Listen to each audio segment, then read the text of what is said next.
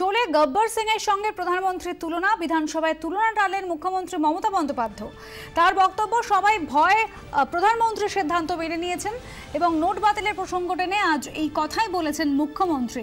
উজ্জ্বল মুখার্জি আমাদের প্রতিনিধি রয়েছেন আমার সঙ্গে টেলিফোনে। উজ্জ্বল, কি বললেন আজ মুখ্যমন্ত্রী?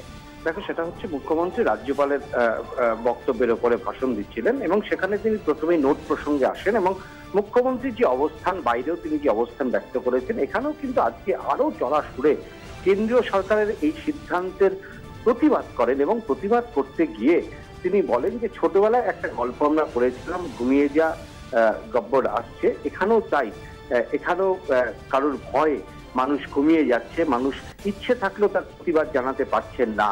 ফলে এতটাই মানুষ ভয়ে ভীতিতে রয়েছে, যার জন্য এইটা বাধ্য হচ্ছে তারা মেনে নিতে এই নোট বাতিলের সিদ্ধান্ত।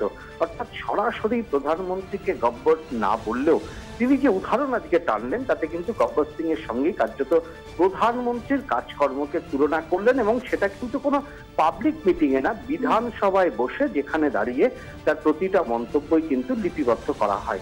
পাশাপাশি তিনি একথাও বললেন, বিজেপির যে সমস্ত বিধায়ক উপস্থিত ছিলেন তাদের উদ্দেশ্যে মুখ্যমন্ত্রী বলেন যে এটা আপনারা মেনে নিয়েছেন, কিন্তু আপনারা এমন কিছু মন্তব্য করছেন যেটা খুব দুর্ভাগ্যজনক। কারণ কিছুদিন আগেই দিলীপ ঘোষ একটি মন্তব্য করেছিলেন যে তারা চাইলে তৃণমূল কংগ্রেসের সাংসদদেরকে দিল্লিতে গাছের সঙ্গে বেঁধে রাখতে পারেন, কারণ তারা এতটাই দিল্লিতে পাওয়ারফুল।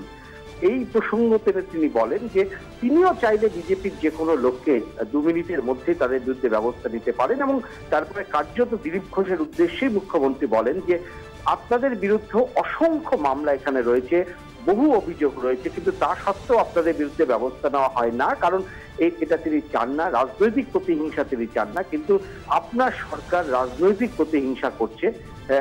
সুদীপ বন্দ্যোপাধ্যায়ের নাম না তুললেও, সাংসদদের নাম না তুললেও মুখ্যমন্ত্রী কিন্তু স্পষ্ট এটা বুঝিয়ে দেন যে যেভাবে বিজেপি সরকার চলছে বা কেন্দ্রীয় সরকার যেভাবে তার বক্তব্য যে তাকে প্রতিদিন ছেদ করা হচ্ছে, প্রতিদিন ভয় দেখানোর চেষ্টা হচ্ছে, কিন্তু তিনি এটা মানবেন না।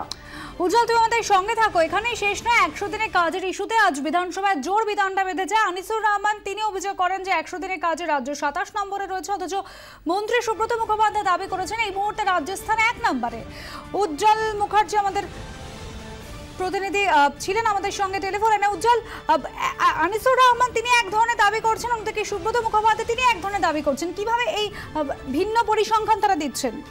দেখো, সেটা হচ্ছে যে আজকে আনিসুর রহমান তিনি একটি কেন্দ্রীয় সরকারের প্রকাশিত সংস্থার একটি রিপোর্ট পেশ করে দেখান যে পশ্চিমবঙ্গে 100 দিনের কাজের অবস্থা কিন্তু অত্যন্ত বেহাল এবং তিনি বেশ কিছু পরিসংখ্যান তুলে ধরে বলেন যে অনেকগুলো ক্ষেত্রে দেখা যাচ্ছে যে পশ্চিমবঙ্গের স্থান এখন 27 নম্বরে রয়েছে। বিশেষ করে টাকা পাওয়ার ক্ষেত্রে, কতদিনের মধ্যে টাকা তারা পাচ্ছেন কাজ করার পর, বিভিন্ন ক্ষেত্রে।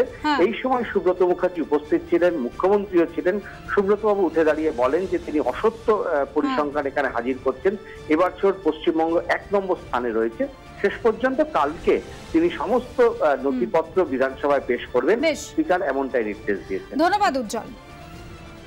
এখানে শেষ নয়, অ্যাডভোকেট জেনারেল জয়ন্ত মিত্রের ইস্তফা নিয়ে মুখ্যমন্ত্রী মমতা বন্দ্যোপাধ্যায় তিনি বিধানসভায় আজ বক্তব্য রেখেছেন। কমলকা সেনগুপ্ত আমাদের প্রতিনিধি রয়েছেন আমার সঙ্গে টেলিফোনে। কমলকা, এই বিষয়ে মুখ্যমন্ত্রী কি বললেন? দেখো, মুখ্যমন্ত্রী স্পষ্ট বলেছেন যে 19শে মে কিন্তু জয়ন্ত মিত্র অ্যাডভোকেট জেনারেল তিনি পদত্যাগপত্র দিয়েছিলেন এবং তখন যেহেতু সরকার দ্বিতীয়বার এসছে, তার জন্য সরকারের তরফ থেকে তাকে বলা হয়েছিল যে সরকার যেহেতু এসছে কিছুদিন পরে এই বিষয়টা দেখা হোক এবং তার পরিপ্রেক্ষিতেই তিনি গতকাল দিয়েছেন এবং তার বক্তব্য হচ্ছে যে আগের যে 2জন এজি ছিলেন তারা অসুস্থ ছিলেন, তাই তারা ছেড়ে গেছে, তারা পদত্যাগ করেছেন এবং এই ক্ষেত্রেও প্রথম টার্ম করার পর জয়ন্ত মিত্রের তরফ থেকে 19শে মেই পদত্যাগ করা হয়েছিল, কিন্তু যেহেতু সেকেন্ড টার্ম সবে তখন সরকার আসা হয়েছিল, তাই তাকে বলা হয়েছিল যে কিছুদিন কন্টিনিউ করে যেতে। এই বক্তব্যই তিনি রেখেছেন। তার পাশাপাশি এটাও বলেছেন যে কোনো রাজনৈতিক ব্যক্তিকে তিনি এটি করেননি। যেহেতু আজকে বিধানসভা শুরুর সময় কংগ্রেস আব্দুল মান্নান তিনি আজকে দাবি করেন, কালকেও দাবি করেছিলেন, আজকেও দাবি করেন যে কেন পদত্যাগ করেছেন এই নিয়ে প্রশ্ন করেন।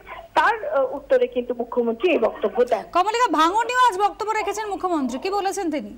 তিনি আরেকবার স্পষ্ট করে জানিয়েছেন যে ভাঙড়ে যে ঘটনা ঘটেছে ভাঙড়ে মানুষ না চাইলে কোনো রকম কোথাও কোনোভাবে কোনো প্ল্যান নেওয়া হবে না, এবং এটা 2012-13 বিষয়। তখন নোটিফিকেশন যে দেওয়া হয়েছিল বা যে জিনিসটা করা হয়েছিল তার মধ্যে সরকার ইনভলভ নয়, সরকারের বিষয় এটা নয়, এবং সরকার এই গোটা জিনিসটা লো ভোল্টেজের সমস্যার জন্য যেটা করা হয়েছে সেই লো ভোল্টেজের সমস্যার জন্য এই প্রজেক্টটা, কিন্তু সরকারের ইনভলভমেন্টের এখানে ব্যাপার নেই।